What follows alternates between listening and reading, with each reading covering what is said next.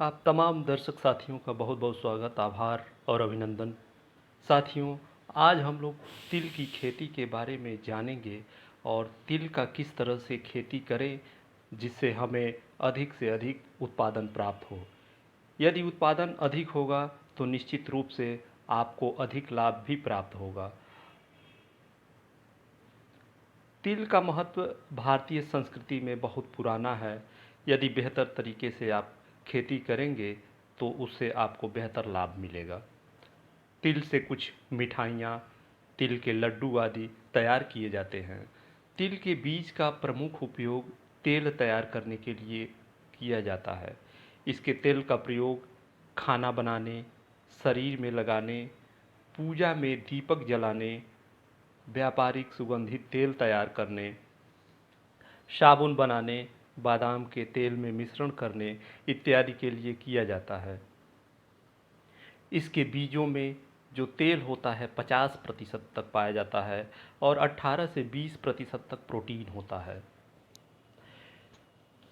इसकी खेती के लिए जो जलवायु आवश्यकता होता है, तिल की फसल के लिए गर्म और नम जलवायु की आवश्यकता होती है। इसीलिए देश के विभिन्न भागों में तिल की खेती वर्ष के विभिन्न महीनों में की जाती है। वैसे सामान्य तौर पर यदि हम उत्तर भारत की बात करें तो उत्तर भारत में तिल की फसल खरीफ ऋतु में बोई जाती है।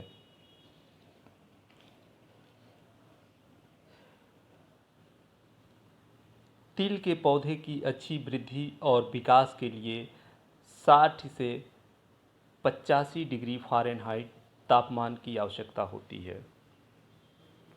यदि हम खेत की तैयारी की बात करें तो अच्छी पैदावार के लिए उत्तम जल निकास वाली भूमि की आवश्यकता होती है।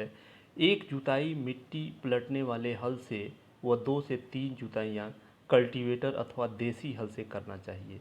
जुताई के समय 5 टन गोबर की खाद प्रति हेक्टेयर से मिलाना आवश्यक होता है।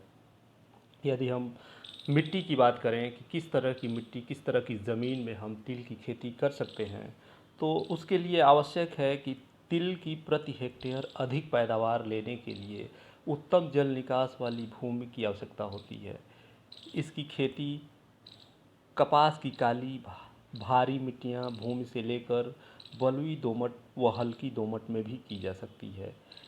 भारी भूमियों की अपेक्षा हल्की मृदा में तिल की वृद्धि और विकास उत्तम होता है, क्योंकि अधिक उपजाऊ भूमियों में पौधों की वानस्पतिक वृद्धि अधिक होती है और बीज कम उत्पन्न होते हैं।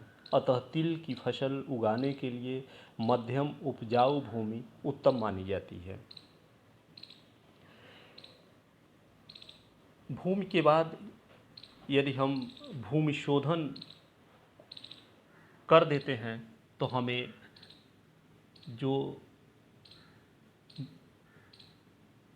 भूमि जनित बीमारियां हैं वो हमारे फसल में नहीं लगेगा। भूमि शोधन के लिए आवश्यक होता है और साथ ही ज़मीन में जो दीमक और वाइट ग्रब नामक कीड़े जो लगते हैं फसल को काट देते हैं, उससे काफ़ी नुकसान होता है।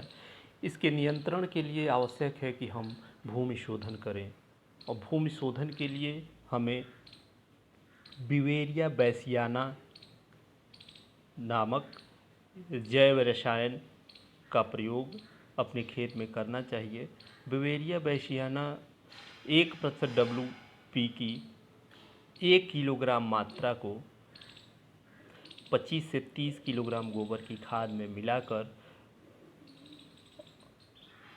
छायादार स्थान पर हमें ढक करके 8 से 10 दिनों तक छाया में रखने के उपरांत बुआई के पूर्व आखिरी जुताई पर भूमि में मिला देने से हमारा भूमि शोधन हो जाता है और इससे हमें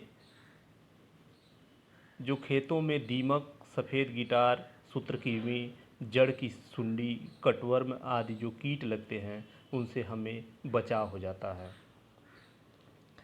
भूमि शोधन के बाद यदि उन्नतशील प्रजातियों की बात किया जाए तो type 4, type 12, type 13, type 78, Shekhar, Pragati, Tarun ये प्रमुख उन्नतशील प्रजातियां हैं। टाइप 4 जो प्रजाति है यह 90 से 100 दिन में पक कर के तैयार हो जाती है और इसमें जो तेल की मात्रा होती है वह 40 से 42% होता है और इसके जो बीज होते हैं वो सफ़ेद होते हैं। यदि हम शेखर प्रजाति की बात करें तो शेखर जो प्रजाति है यह 80 से 85 दिन में तैयार हो जाता है और यह संपूर्ण भारतवर्ष में इसको उगाया जा सकता है। इसमें तेल की मात्रा 45 से 48% होती है और जो इसका उपज होता है वह 6 से 8 कुंटल प्रति हेक्टेयर हमें प्राप्त होता है।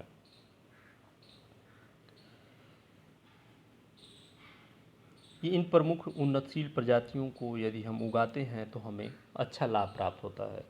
इसके बाद बीज दर कितना, 1 हेक्टेयर के लिए हमें बीज दर चाहिए और बीज शोधन के लिए हमें क्या प्रक्रिया अपनाना चाहिए। 1 हेक्टेयर क्षेत्र के लिए 3 से 4 किलोग्राम बीज की आवश्यकता होती है। स्वच्छ एवं स्वस्थ बीज का प्रयोग करने से हमारा जो अंकुरण है वो अच्छा होता है। बीज जनित रोगों से बचाव करने के लिए 2 ग्राम थीरम या 1 ग्राम कार्बेंडाजिम प्रति किलोग्राम बीज की दर से बीज शोधन करने से जो बीज जनित बीमारियां हैं उन पे हम नियंत्रण पा सकते हैं। बुआई का समय एवं विधि की यदि बात करें तो बुआई का उचित समय जून के अंतिम सप्ताह से जुलाई का दूसरा पखवाड़ा है। पश्चिमी उत्तर प्रदेश में इससे पूर्व बुआई करने से फाइलोडी रोग लगने का भय रहता है। बुआई हल के पीछे लाइनों में 30 से 45 सेंटीमीटर की दूरी पर करना अच्छा रहता है। बीज को कम गहराई पर बोना चाहिए। बीज का आकार छोटा होने के कारण बीज को रेत, राख या सूखी हल्की बलुई मिट्टी में मिलाकर बोना चाहिए।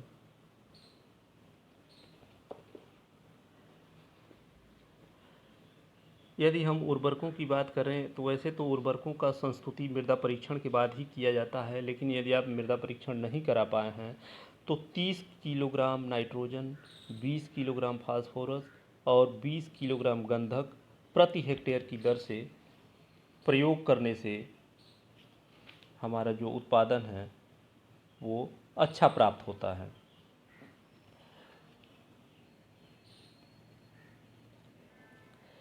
निराई गुड़ाई की यदि हम बात करें तो प्रथम निराई गुड़ाई बुआई के 15 से 20 दिन बाद तथा दूसरा 30 से 35 दिन बाद अवश्य करना चाहिए और साथ ही थीनिंग का कार्य करना चाहिए। थीनिंग का कार्य इसलिए किया जाता है, कहीं कहीं पर यदि पौधों की सघनता ज़्यादा है तो उससे हमारा जो उत्पादन है वो प्रभावित होगा। इसलिए जहाँ सघन पौधे हैं वहाँ से कुछ पौधों को हटा देना ही थीनिंग का कार्य होता है।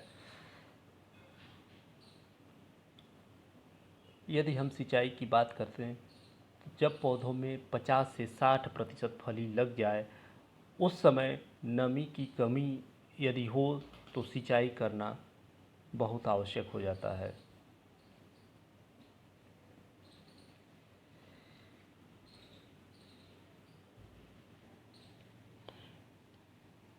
तिल की खेती के साथ हम कुछ मिश्रित खेती भी कर सकते हैं।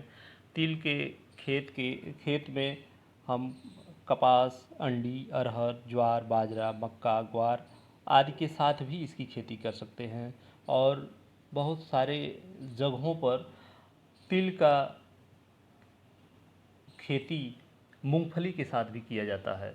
मूंगफली के किनारे किनारे बॉर्डर क्रॉप के रूप में तिल को लोग उगाते हैं और कुछ किसानों द्वारा ऐसा बताया गया है कि सरसों और मूंगफली और कुछ तिल यदि मिक्स करके आप पेराई करा के उसका तेल का इस्तेमाल करते हैं तो वो बहुत ही पौष्टिक और बहुत टेस्टी खाना बनता है उससे। तो मिश्रित खेती से ये हमें फ़ायदा है कि एक साथ हम तिल का उत्पादन तो प्राप्त ही करेंगे, साथ में हम मूंगफली का भी उत्पादन प्राप्त कर सकते हैं, ज्वार, बाजरा, इन सब का भी जो है हम प्रयोग कर सकते हैं। किसान साथियों, खेती तिल की करने के बाद हम जो अगली फसल लगाते हैं तो हमें एक ही फसल को बार बार एक ही खेत में नहीं उगाना चाहिए। इसके लिए हमें फसल चक्र अपनाना चाहिए। यदि इस वर्ष उसमें दलहनी फसल हमने उगाया है तो अगली बार उसमें हमें तिलहनी फसल उगाना चाहिए। इससे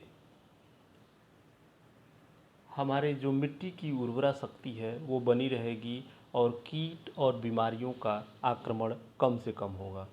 साथियों, हमें उम्मीद है ये वीडियो आपको पसंद आएगा, और यदि पसंद आए तो इस चैनल को सब्सक्राइब करना ना भूलें।